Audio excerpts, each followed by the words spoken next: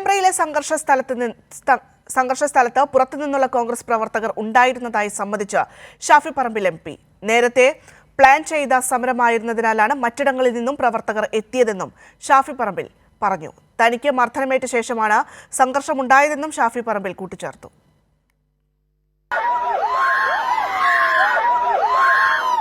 പേരാമ്പ്രയിൽ സംഘർഷത്തിനിടെ കോൺഗ്രസ് പ്രവർത്തകർ പോലീസിന് നേരെ സ്ഫോടക വസ്തു എറിയുന്ന ദൃശ്യങ്ങൾ പുറത്തു വന്നിരുന്നു. പോലീസിന് നേരെ ഒരു പ്രവർത്തകൻ ആക്രോശിക്കുന്നതും കാണാമായിരുന്നു.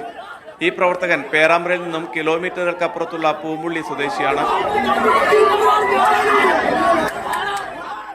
മനഃപൂർവ്വം സംഘർഷമുണ്ടാക്കാനായി ദൂരസ്ഥലത്ത് നിന്നും ആൾക്കാരെ എത്തിച്ചുവെന്നതിനുള്ള തെളിവായിരുന്നു ഇത്. സംഘർഷ സ്ഥലത്ത് പുറമേ നിന്നുള്ള പ്രവർത്തകർ ഉണ്ടായിരുന്നുവെന്ന് ഷാഫി പറമ്പിൽ സമ്മതിച്ചു.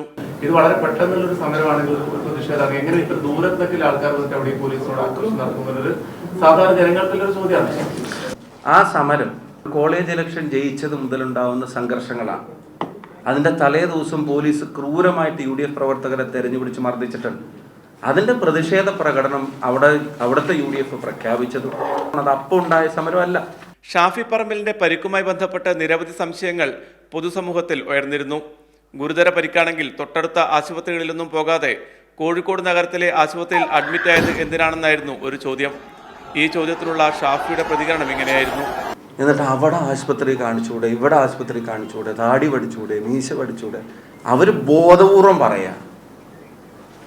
അത് ആളുകൾക്കിടയിൽ കൺഫ്യൂഷൻ സൃഷ്ടിക്കാൻ. PV കുട്ടൻ, കോഴിക്കോട്.